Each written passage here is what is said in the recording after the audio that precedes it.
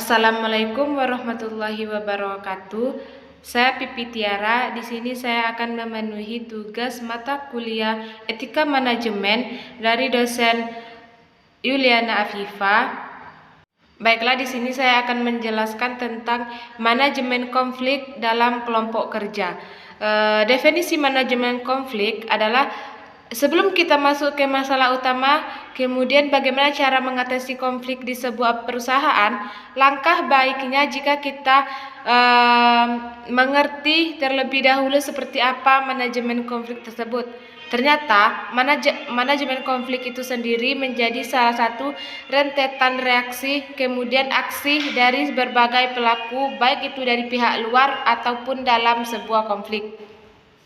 Jadi manajemen konflik itu sendiri bisa jadi sebuah pendekatan dengan orientasi tujuan sebuah proses untuk mengungkapkan komunikasi baik dari perilaku sampai komunikasi. Nantinya beberapa pihak seperti dari luar akan memberikan informasi yang akurat hingga terciptanya sebuah komunikasi yang lebih efektif. Lebih ringkasnya, manajemen konflik itu adalah usaha-usaha yang perlu dilakukan dalam rangka mencegah, menghindari terjadinya konflik, serta mengurangi risiko dan menyelesaikan konflik sehingga tidak mengganggu kinerja organisasi. Adapun contoh manajemen konflik itu sendiri, misalnya salah satu contoh manajemen konflik ini adalah dengan melakukan mediasi dan menjadi mediator agar konflik tersebut tidak menjadi lebih besar. Mediasi menjadi proses dengan beberapa langkah spesifik yang dapat Anda lakukan untuk mencapai hasil yang solutif dan diterima semua orang. Ada beberapa faktor yang menyebabkan konflik. Sebagai garis besar, penyebab konflik dibagi menjadi 3 penyebab, yaitu yang pertama, perbedaan pendirian dan keyakinan orang perorangan telah menyebabkan konflik antar individu dan kelompok. Yang kedua, perbedaan kebudayaan tidak hanya akan menimbulkan konflik antar individu, akan tetapi bisa juga antar kelompok. Terus yang ketiga itu perbedaan kepentingan.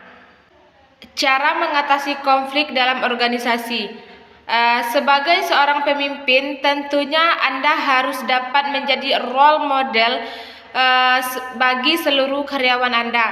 Sikap Anda dalam mengambil keputusan harus diperhitungkan agar dapat menguntungkan semua yang terlibat dan tidak menjatuhkan satu belah pihak.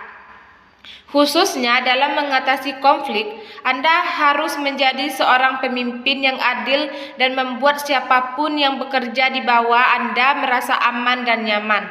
Lalu, jika sebuah konflik terjadi di perusahaan, berikut ini hal yang dapat dilakukan untuk mengatasi konflik tersebut.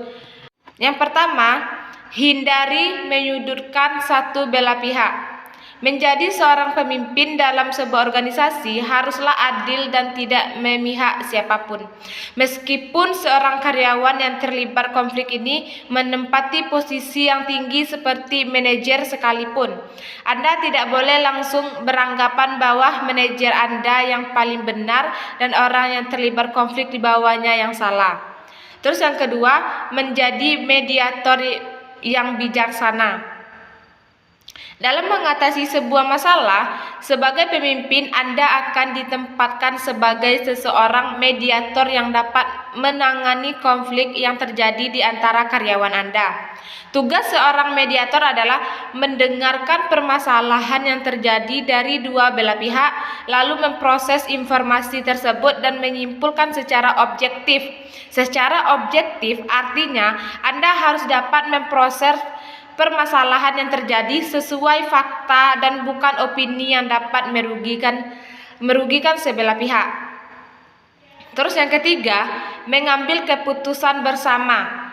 Setelah Anda mengetahui akar permasalahan yang terjadi, maka ini saatnya untuk Anda duduk bersama-sama dengan karyawan-karyawan yang terlibat di dalam konflik. Guna dari mengumpulkan semuanya di dalam sebuah ruangan adalah untuk mencegah terjadinya miskomunikasi dan juga mengambil jalan keluar yang tepat bersama-sama.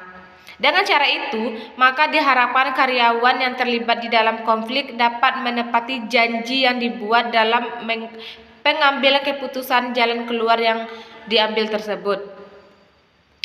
Terus yang keempat, melakukan evaluasi.